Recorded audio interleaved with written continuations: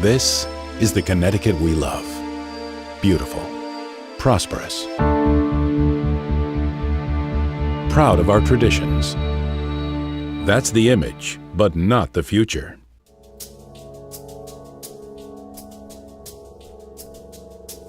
Because the demographic trends tell a different story. The future of Connecticut does not look good. We're not growing. We're losing population to other states year after year. We are a slow growth state in a slow growth region. Connecticut has even lost a congressional seat because of it. In all the 50 states, Connecticut ranks 50th in growth, dead last. But that's not the most heartbreaking statistic. Connecticut's losing our young population. We're #1 in the country in terms of losing the young demographic, the 25 to 35 year age group, which is our future workforce. I've been looking for a job, and the only jobs I've found really in my field are outside of Connecticut. I'm looking for work outside Connecticut because there's more of a social life in bigger cities, and Hartford just seems run down. Judging from the way it's been the last 5 years, it's only going in a downward direction. Nothing has really been improving as far as economically in the state for some time. It's hard to do my job in Connecticut because I think it's hard to recruit and retain college students in Connecticut. They discriminate against young people by wanting only age-restricted housing, or they discriminate by only allowing very expensive housing on large lots. Housing is tough. I had my own apartment. I went from having my own apartment to getting a roommate. Went from getting a roommate to now staying with my aunt for a while just, to save some extra cash. We have some of the best educated, best trained college graduates in the nation. We've invested a fortune in educating them for North Carolina, for California, for anywhere but home. What kind of a state will Connecticut be in 10 years' time? If we don't make some changes, Connecticut's going to keep aging. We're one of the fastest aging states. Our young people are leaving.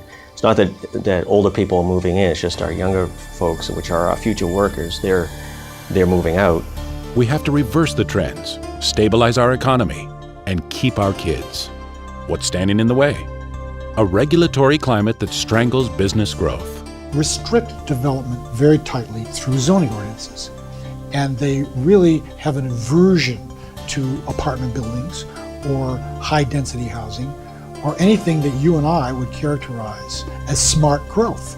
Every time a land use application is denied, we are denying employment, population, and tax growth.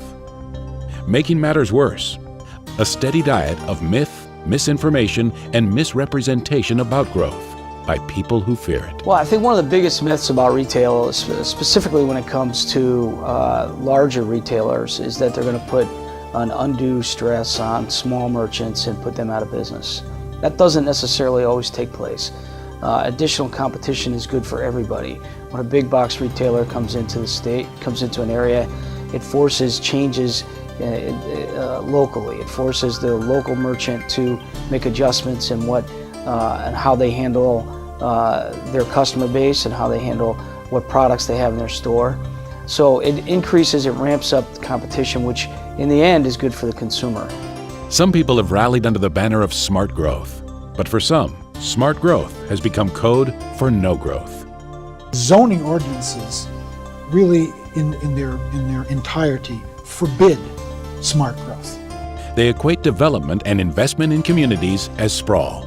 They equate retail with strip mall and low-paying dead-end jobs. You can have a good career in marketing, you can have a career in transportation and distribution, you can have a career in information services, you can have a career in what we refer to as loss prevention or law enforcement in retail. And those are just 3 or 4 examples. There's many, many others. They'll tell you that development endangers our open space when less than 20% of Connecticut's land area is developed.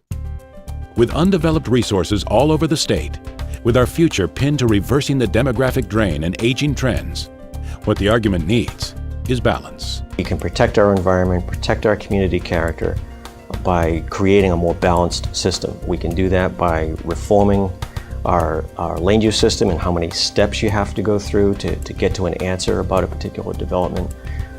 There are regulations that need to be changed to make them more objective, so there's more certainty for developers and builders when they go into a town. They know up front what's expected of them and what they can do, what they can't do. That's what we bring. We're the Connecticut Partnership for Balanced Growth.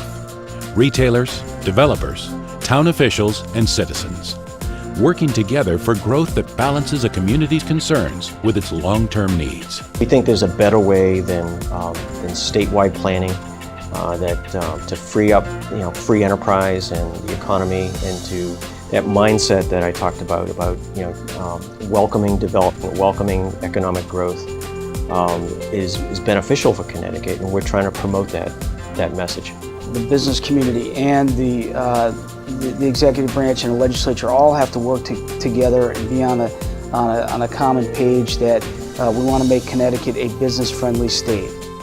Balancing economic prosperity and environmental awareness. Communities are doing it successfully all over the country. Connecticut is making a start. Please work with the Connecticut Partnership for Balanced Growth, because so much is in the balance.